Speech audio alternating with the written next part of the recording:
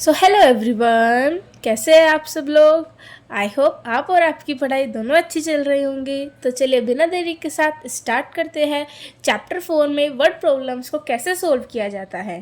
तो आज हम पढ़ेंगे चैप्टर 4 की वर्ड प्रॉब्लम्स को किस तरह से समझना होता है और किस तरह से उनकी इक्वेशंस को बनाना होता है मैथमेटिकल टर्म्स के साथ। तो चलिए स्टार्ट करते हैं। क्या बोला है पहले क्वेश्चन में। फर्स्ट क्वेश्चन बोलता है the cost of a notebook is twice the cost of a pen. Write a linear equation in two variables to represent this statement. तो क्या बोला है इस क्वेश्चन में, जो बोलते जा रहा है ना, देखो वर्ड प्रॉब्लम बहुत सिंपल होती है। बस एक तो याद रखने, जहाँ पर इज वगैरह आ जाए या गेट आ जाए या बिकम आ जाए तो इसका मतलब इज इक्वल टू होता है। क्या होता है इसका मतलब, इज इक्वल टू। तो वो वाला साइन लगा देना है। जो ये इंग्लिश की टर्म में बोलते जा रहे हैं वो हमें मैथ्स की टर्म में लिखते जाना है, बस और कुछ नहीं करना है। तो चलिए देखते हैं। The cost of a notebook is twice the cost of a pen. इसका क्या मतलब है, नोटबुक की कॉस्ट ट्वाइस है पेन की कॉस्ट से। इसका मतलब ये है, बस ये देखो, जितने भी कंपेयर करने के लिए आपको ये टर्म्स दी हुई है, जैसे कि यहाँ पर किस किस की बात की गई है, नोटबुक की कॉस्ट की बात की गई है और पेन की कॉस्ट की बात की गई है। तो जिस जिस की टर्म की बात की जाए तो उनको क्या मान लेना है, कुछ भी वेरिएबल मान लेना है अपने हिसाब से। क्यों मान लेना है, क्योंकि चैप्टर ही 2 वेरिएबल्स में डिवाइड है ना, लीनियर इक्वेशन इन 2 वेरिएबल्स। तो जब 2 वेरिएबल्स का ही चैप्टर है तो इसका मतलब 2 टर्म्स ही मिलेगी आपको, ठीक है। अब 2 टर्म्स मिलेगी तो उनको क्या मान लेना है, कुछ भी मान लेना है। ए बी मान लो, पी क्यू मान लो या फिर एक्स वाई मान लो, तो कुछ भी आप मान सकते हैं। तो ये ढूंढना ज़रूरी है कि वे 2 टर्म्स दी क्या गई है जिनको हमें मानना है, ठीक है। तो चलो देखो, कॉस्ट ऑफ अ नोटबुक, यहाँ पर किस किस की बात की गई है, नोटबुक की कॉस्ट की और पेन की कॉस्ट की। तो यहाँ पर 2 ये टर्म्स है, जैसे कि नोटबुक और पेन, तो इनको मानेंगे, इनको लेट करना है। तो किस तरह करना है, एग्जाम में करने का तरीका भी ऐसे ही होगा आपका।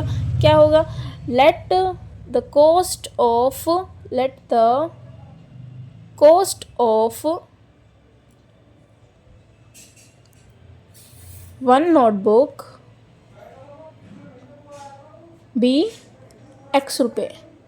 हमने क्या मान लिया कि एक नोटबुक की कॉस्ट कितनी है, एक्स रुपये है। नोटबुक का काम खत्म हो गया, हमने एक्स मान लिया। अब बात करेंगे पेन की कॉस्ट की, तो इसको क्या लिखोगे, let the cost of one pen. One क्यों बोल रहे हैं हम, क्योंकि हर चीज़ ना जब भी लेट करोगे ना तो वन मान के ही करना लेट। यहाँ पर हमें क्या दे रखा है, आ नोटबुक, और यहाँ पर है आ पेन। तो आ का क्या मतलब होता है, वन। तो इसका मतलब जो भी चीज़ें आपको लेट करनी है ना, तो वो वन के हिसाब से करनी है, ठीक है। तो इस तरह से तो वन वन दिया हुआ था, तो हम वन नोटबुक की कॉस्ट को एक्स मानेंगे और वन पेन की कॉस्ट को क्या मानेंगे, वाई मानेंगे। दोनों की तो कॉस्ट एक्स एक्स नहीं मान सकते हैं ना, क्योंकि दोनों की डिफरेंट होगी। नोटबुक की अलग कॉस्ट होगी और पेन की अलग कॉस्ट होगी। तो जितनी भी टर्म्स मिलेगी आपको उन सबको अलग अलग वेरिएबल में लेट कर लेना है, ठीक है। अब लेट करने के बाद आपको लिखना है अकॉर्डिंग टू क्वेश्चन।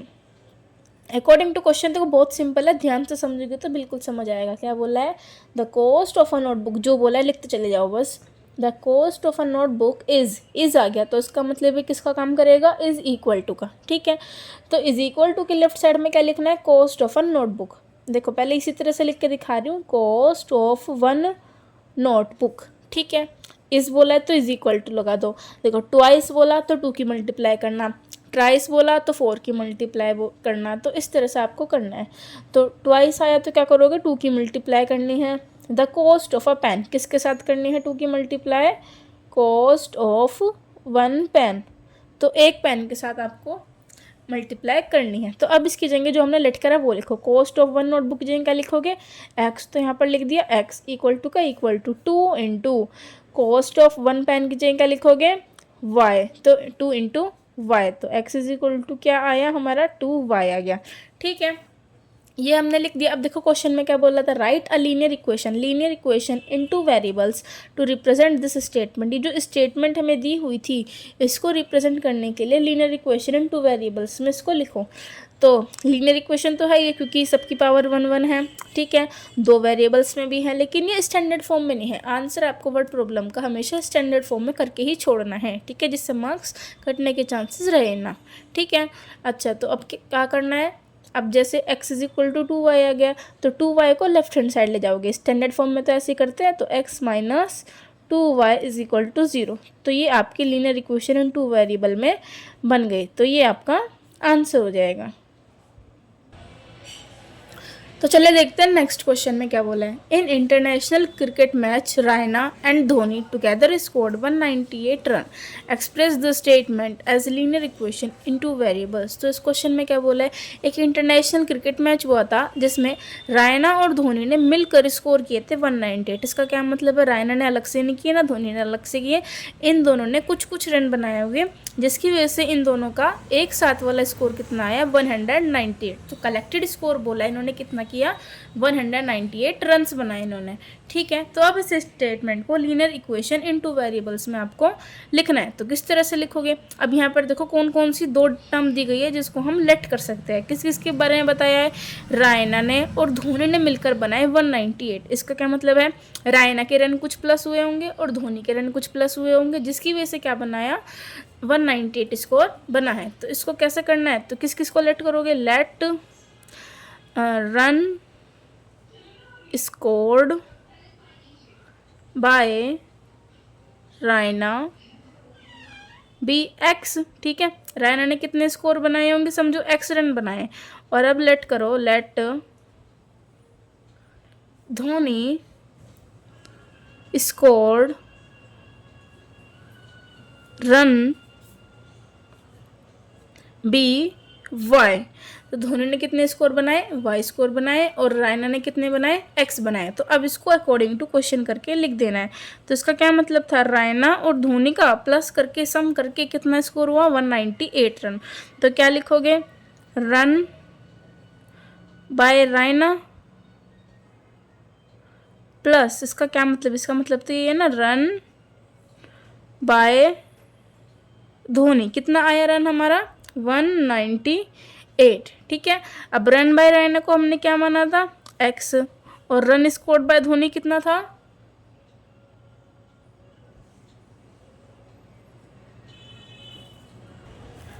स्कोर कितना किया धोनी ने, वाई। तो एक्स प्लस वाई मिलाकर टोटल कितना आया था 198। तो इस तरह से हमने इसको इक्वेशन में लिख दिया है। तो अब देखो ये क्या बना, क्या ये बोला था एक्सप्रेस द स्टेटमेंट, इस स्टेटमेंट को लीनियर इक्वेशन इनटू वेरिएबल्स में एक्सप्रेस करो। तो देखो हमने कर दिया, लीनियर इक्वेशन तो है ही, क्योंकि डिग्री इसकी 1 है इक्वेशन की, और क्या है 2 वेरिएबल्स में भी है, एक्स में भी है और वाई में भी है। तो इस तरह से करने के बाद फिर मैंने क्या बताया था, आंसर को आपको स्टैंडर्ड फॉर्म में छोड़ना है। तो ये स्टैंडर्ड फॉर्म तो नहीं बनी ना, सारी की सारी डिजिट किस पार नीचे, सारी टर्म्स आपको लेफ्ट हैंड साइड पर लेके जानी है। तो क्या लगाओगे, therefore x plus y 198 plus का था तो माइनस का 198 इज इक्वल टू 0। तो इस तरह से क्या करोगे आप, ये लीनियर इक्वेशन इन 2 वेरिएबल्स में कन्वर्ट कर दोगे। तो आई होप स्टेटमेंट को किस तरह से इक्वेशन में कन्वर्ट किया जाता है आपको समझ में आ गया होगा। तो चलिए स्टार्ट करते हैं नेक्स्ट क्वेश्चन। क्या बोला है थर्ड क्वेश्चन ने, the cost of 2 pizzas and burger is ₹450। Represent this situation algebraically. Algebraically मतलब ये होता है वेरिएबल्स की टर्म में इसको, इस सिचुएशन को या इस स्टेटमेंट को रिप्रेजेंट करना है। तो देखो क्या बोला है, the cost of 2 pizzas and burger is ₹450। का क्या मतलब है, 2 पिज़्ज़ा की कॉस्ट और एक बर्गर की कॉस्ट इतने रुपए हुई। ठीक है, टोटल मिलाकर 2 पिज़्ज़ा की और एक बर्गर की कॉस्ट कितनी हुई, 450 रुपीज़ हुई है। तो अब इसको अलजेब्रिक टर्म में किस तरह से लिखेंगे, तो देखो इसमें लेट करने के लिए कौन कौन सी 2 टर्म है, एक पिज़्ज़ा है और एक बर्गर है, क्योंकि पिज़्ज़ा की कोई कॉस्ट होगी अलग से और बर्गर की भी कोई कॉस्ट होगी अलग से, जिसकी वजह से इनका सम क्या आया हमारा 450 रुपीज़ आया है। तो क्या लेट करोगे, हमेशा 1 को ही लेट करना होता है, लेट कॉस्ट ऑफ 1 पिज़्ज़ा। इसका मतलब बस एक ही पिज़्ज़ा की कॉस्ट को लेट करना, जैसे पीछे एक ही नोटबुक की कॉस्ट को x माना था, ऐसे एक पिज़्ज़ा की कॉस्ट को क्या मानोगे, ₹x, और फिर let cost of 1 burger is equal to ₹y। समझो एक पिज़्ज़ा कितने का होगा, x रुपये का, और एक बर्गर कितने का होगा, y रुपये का। तो चलो अकॉर्डिंग टू क्वेश्चन लिखते हैं। अब अकॉर्डिंग टू क्वेश्चन में क्या बोला था, 2 पिज़्ज़ा की कॉस्ट और एक बर्गर की कॉस्ट का सम 450 है। तो इसका क्या मतलब है, हमने कॉस्ट तो एक पिज़्ज़ा के लिए की है, लेकिन खरीदे कितने पिज़्ज़ा थे, 2 पिज़्ज़ा। समझो अगर एक पिज़्ज़ा 10 रुपये का हुआ, ठीक है, या समझो 100 रुपये का हुआ, तो 2 पिज़्ज़ा कितने के होंगे, 200 रुपये के, क्योंकि 2 की मल्टीप्लाई करिए ना 100 में, तो उसका क्या मतलब है, एक पिज़्ज़ा की कॉस्ट की मल्टीप्लाई अगर हमें 2 पिज़्ज़ा खरीदे हैं तो 2 के साथ करेंगे ताकि 2 पिज़्ज़ा की कॉस्ट पता चले। लेट तो एक वाले को करना होता है, लेकिन लिखनी होती है तो मल्टीप्लाई कर करके लगा दो, ठीक है। अगर 2 पिज़्ज़ा है तो 2x करेंगे ताकि 2 पिज़्ज़ा की कॉस्ट आ जाए। 3 पिज़्ज़ा बाय किए होते तो क्या करते हम 3x कर देते ताकि 3x की 3 पिज़्ज़ा की कॉस्ट आ जाए। और फिर किसका प्लस करेंगे, एक बर्गर का, ठीक है। एक बर्गर की कॉस्ट कितनी है, y रुपये। तो यहाँ पर तो नहीं करना पड़ेगा ना कुछ मल्टीप्लाई, क्योंकि बर्गर तो एक ही खरीदा था, ठीक है। और ये कॉस्ट भी एक ही बर्गर की है। कितना आया था इन दोनों की कॉस्ट का सम करके, 450। तो इस तरह से हमने इसको लीनियर इक्वेशन इनटू वेरिएबल में कन्वर्ट तो कर दिया, लेकिन आंसर किस में लेकर आओगे, स्टैंडर्ड फॉर्म में लेकर आ जाओ। तो क्या लगाओगे, therefore 2x plus y minus 450 is equal to 0। तो हमने इस स्टेटमेंट को भी लीनियर इक्वेशन इनटू वेरिएबल में कन्वर्ट कर दिया है, ठीक है। तो इस तरह से ये वाले क्वेश्चन हो जाएंगे। तो अब चलिए स्टार्ट करते हैं अपना क्वेश्चन नंबर 4। तो देखो क्या बोला है इस क्वेश्चन में, क्या बोला है, a number is 27 more than the number obtained by reversing it's digit. तो इस क्वेश्चन में नंबर और डिजिट्स की बात की गई है। तो अगर नंबर और डिजिट वाले क्वेश्चन आते हैं ना वर्ड प्रॉब्लम में, तो इसमें ना एक छोटा सा कंसेप्ट होता है, वो समझने की ज़रूरी है, ठीक है। समझो एक नंबर है हमारे पास 62, ठीक है। एक नंबर है हमारे पास 62। अब मैंने कहा ये नंबर है, अगर मैं इसको एक्सपेंडेड फॉर्म में करके लिखूँ तो 62 को आप किस तरह लिखते हो, 6+2 करके तो नहीं लिखते हो ना, क्या करते हो 60+2। एक्सपेंडेड फॉर्म में कैसे लिखोगे, 60+2। क्यों लिखोगे, क्योंकि 2 कौन सी प्लेस है, 1s प्लेस है, और 6 कौन सी प्लेस है, 10s प्लेस है। तो 6 10s प्लेस पे आ गया और 2 1s प्लेस पे आ गया। तो उसको एक्सपेंडेड फॉर्म में कैसे लिखोगे, 60+2 ना कि 6+2 लिखोगे। अच्छा, अब 60+2 को भी किस तरह खोलते हैं, 6 × 10 + 2 × 1। इसका मतलब तो यही है ना, देखो यहाँ से रिवर्स चल रहे हैं हम, क्यों चल रहा है, क्योंकि 6 × 10 + 2 × 1, 6 × 10 60 और 2 × 1 2। फिर जब इनको प्लस करेंगे तो क्या आएगा, 62। तो किसी नंबर को अगर आपको डिजिट्स में इस तरह से तोड़ना है या ब्रेक करना है तो आप किस तरह लिखते हो, ऐसे 10s के लिए क्या करोगे, 10 की मल्टीप्लाई, और अगर 1s डिजिट लिखनी है तो 1 की मल्टीप्लाई, ठीक है। ये कौन सी होती है, तो 1s प्लेस बोल लो या फिर यूनिट प्लेस बोल लो, ठीक है। यूनिट प्लेस का मतलब भी क्या होता है, 1 होता है। यूनिट मतलब भी क्या होता है, 1 होता है। तो इस तरह से क्वेश्चन ये वाला कंसेप्ट समझ में आया होगा, ठीक है। नंबर को इस तरह से एक्सपेंड करते हैं।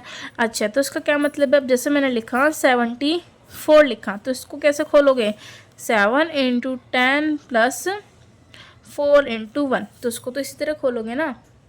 तो इस तरह से आपको 10s पे जो भी अगर 10s वाली डिजिट है उसमें 10 की मल्टीप्लाई कर दिया, अगर कोई यूनिट प्लेस की डिजिट है या 1s प्लेस की डिजिट है तो उसमें 1 की मल्टीप्लाई करते हैं, ठीक है। अगर आपको क्वेश्चन मिले ऐसे नंबर की फॉर्म में कि एक नंबर था उसमें इस तरह की डिजिट थी, 2 डिजिट थी, if its unit and 10s digit is x and y respectively, right linear equation representing the above statement. तो यहाँ पर यूनिट प्लेस की भी बात की गई है और 10s प्लेस डिजिट की भी बात की गई है, ठीक है क्या। अच्छा, जिस क्वेश्चन में आपको पहले से ही वेरिएबल दिए हुए हैं तो उसमें लेट करने की ज़रूरत नहीं है। तो इसमें क्या बोला था, if its unit and 10s digit are x and y। तो इस क्वेश्चन में क्या बोला है कि इसका एक नंबर है, ठीक है, उसमें जो नंबर है उसकी यूनिट डिजिट कौन सी है, x, और 10s डिजिट कौन सी है, y। तो क्या बोला है कि यूनिट प्लेस की डिजिट है x और 10s प्लेस की डिजिट क्या है, y। तो इसका मतलब आप नंबर कैसे बनाओगे, इस क्वेश्चन में नंबर की बात की गई है तो इसी कंसेप्ट का यूज़ करना है आपको। तो कैसे बनाओगे, सो रिक्वायर्ड नंबर मतलब जो हमें नंबर दिया गया था उसकी बात करेंगे, रिक्वायर्ड नंबर। तो नंबर क्या बनेगा हमारा, 10s पे कौन सी, पहले 10s वाली डिजिट लिखी जाएगी, 10s पे है हमारा y। तो उसका क्या मतलब है, 10 × y, मतलब कि 10 पर अगर कोई डिजिट है उसको खोल के लिखना है तो सबसे पहले क्या बनाओगे, 10 × y करोगे, प्लस यूनिट प्लेस पे x है तो x की मल्टीप्लाई 1 में करोगे। तो ओवरऑल आंसर क्या आएगा इसका, रिक्वायर्ड नंबर 10y + x, ठीक है। तो रिक्वायर्ड नंबर क्या आ गया हमारा, 10y + x। तो इस तरह से हमने अपना रिक्वायर्ड नंबर निकाल लिया। तो जब भी नंबर वाले क्वेश्चन आते हैं तो आपको इस तरह से लिखना है, a number is 27 more than the number obtained by reversing it's digit. तो यहाँ पे नंबर की बात की गई थी, फिर नंबर के बाद इज है, इसका मतलब इज इक्वल टू। तो इज इक्वल टू के लेफ्ट साइड वाला तो बिल्कुल अच्छे से क्लियर होना चाहिए। तो एक नंबर की बात करी गई थी और उस नंबर के लिए बात फिर यहाँ पर हुई, क्या हुई कि उसकी यूनिट डिजिट ये थी और टेंथ डिजिट ये थी, तो हमने रिक्वायर्ड नंबर ही इस तरह बना लिया। ठीक है, तो हमने अपना रिक्वायर्ड नंबर यानी कि n इज इक्वल टू ये बना लिया। चलो अब देखो क्या बोला, अकॉर्डिंग टू क्वेश्चन करना है। अब according to question, according to question में इन्होंने क्या बोला है, अ नंबर इज मतलब कि इज इक्वल टू, तो नंबर कौन सा है हमारे पास 10y + x। ठीक है, लिख दिया। इस बोला तो इज इक्वल टू लगा दिया। 27 मोर देन मतलब 27 ज़्यादा है, लेस देन आए तो माइनस करोगे और अगर मोर देन आए तो प्लस करोगे। तो इसका मतलब इज इक्वल टू ला के 27 ज़्यादा है प्लस लगाओगे। द नंबर, तो जो नंबर हमने ऑब्टेन किया है ना, ये नंबर हमने ऑब्टेन किया था। The number obtained by reversing it's digit, नहीं समझ में आया तो दोबारा पढ़ो। द नंबर ऑब्टेन्ड, जो नंबर हमने ऑब्टेन किया था उसको कर दो रिवर्स। क्या कर दो, उसके डिजिट्स को reverse by reversing it's digit, यानी कि जो नंबर हमने बनाया उसको लिखो। इस बोला तो इज इक्वल टू लगाओ, 27 मोर देन है तो 27 में प्लस कर दो।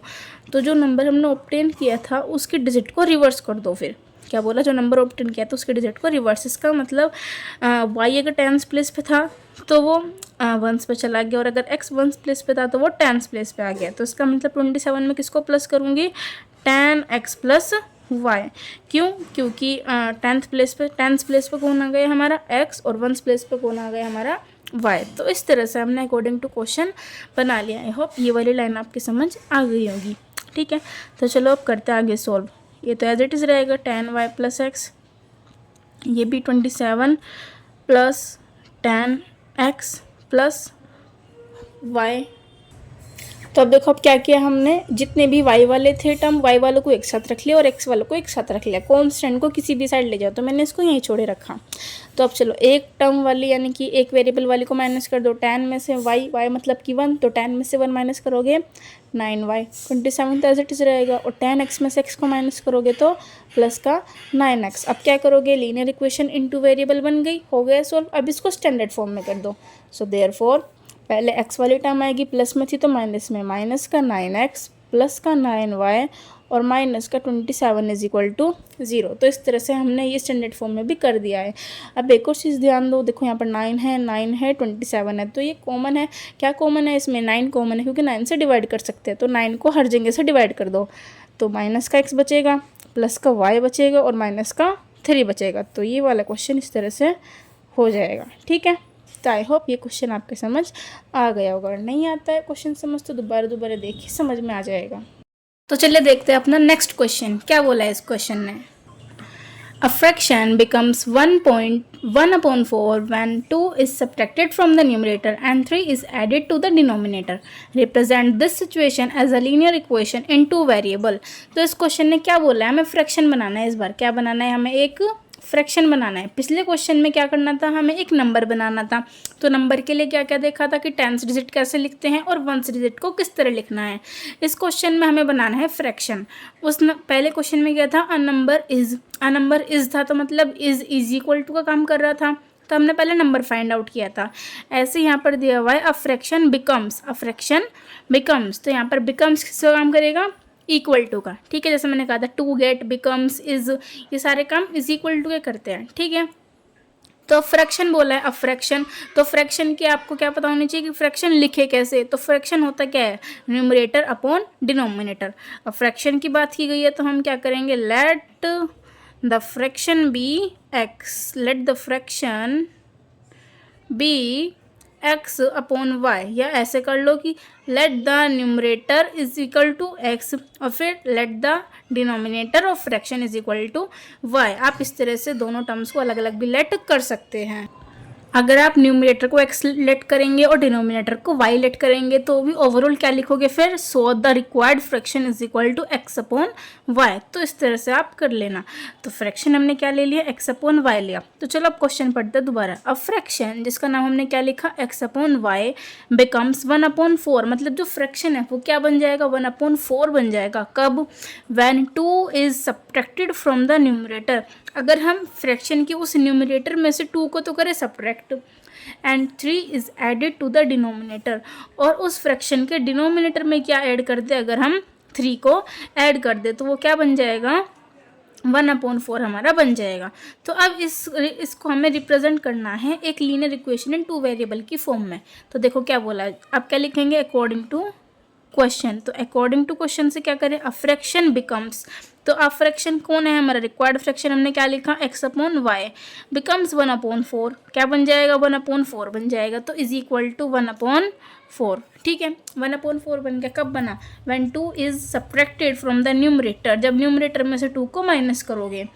तो न्यूमरेटर क्या है हमारा x, तो इसमें से जब हम 2 को माइनस करेंगे यानी कि x-2 करेंगे, and 3 is added to the denominator, और डिनोमिनेटर में जब हम 3 को ऐड करेंगे यानी कि y में अगर आप 3 को ऐड करोगे तो जब ये पूरा का पूरा सोल्व होगा तो ये हमें क्या दे देगा, हमें 1/4 दे देगा। तो इस तरह से ये वाले क्वेश्चन करने हैं, ठीक है। तो देखो अब हमने अकॉर्डिंग टू क्वेश्चन तो बना लिया, क्या है हमारा x-2/y + 3 इज इक्वल टू 1/4। तो ये हमारी सिचुएशन हमने बना दी मैथमेटिकल टर्म्स में, लेकिन बोला था कि लीनियर इक्वेशन इन 2 वेरिएबल्स में कन्वर्ट करना है। तो क्या ये हमारी स्टैंडर्ड फॉर्म बनी है, अभी स्टैंडर्ड फॉर्म तो नहीं बनी ना। तो स्टैंडर्ड फॉर्म बनाने के लिए क्या करेंगे, क्रॉस मल्टीप्लाई कर दो। तो इसको हम क्या करेंगे, इस तरह क्रॉस मल्टीप्लाई कर देंगे। तो 4 की मल्टीप्लाई करेंगे x-2 में इज इक्वल टू 1 की मल्टीप्लाई करेंगे y + 3 में, ठीक है।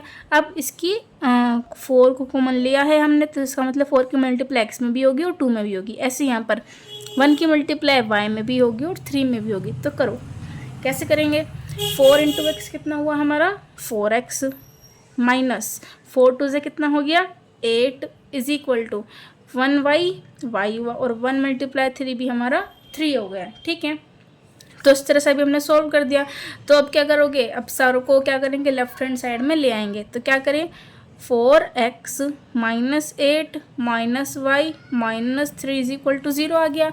अभी क्या रह गया, हमारी स्टैंडर्ड फॉर्म में कितनी डिजिट थी, 3 डिजिट, एक x की टर्म थी, एक y की टर्म थी और एक कांस्टेंट था। लेकिन यहाँ कांस्टेंट कितने दिखाई दे रहे हैं, 2 कांस्टेंट दिखाई दे रहे हैं। तो इसका मतलब सिंगल कांस्टेंट में कन्वर्ट करेंगे। तो क्या करूँ, 4x एज इट इज़, इसके बाद लिखो y वाली टर्म -y, अब लिखेंगे कांस्टेंट। तो कैसे लिखेंगे, माइनस माइनस प्लस, सोल्व करो इसको, माइनस माइनस प्लस, तो क्या आएगा 8 + 3 11, साइन किसका आ जाएगा, माइनस का आ जाएगा। तो क्या आया हमारा ये 4x - y - 11 is equal to 0। तो ये हमारा क्या हो गया, लीनियर इक्वेशन इन 2 वेरिएबल में हमने इसको कन्वर्ट कर दिया है। तो आई होप आपकी क्वेश्चन भी समझ में आ गया होगा।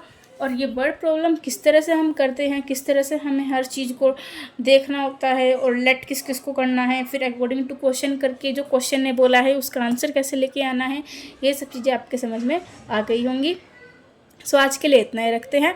Thank you. अगर आपको मेरी वीडियो पसंद आ रही है तो आप इसको लाइक करें, अपने फ्रेंड्स के साथ शेयर करें और सब्सक्राइब करके मुझे सपोर्ट भी करें, ताकि मैं नई नई वीडियो और भी लाती रहूँ।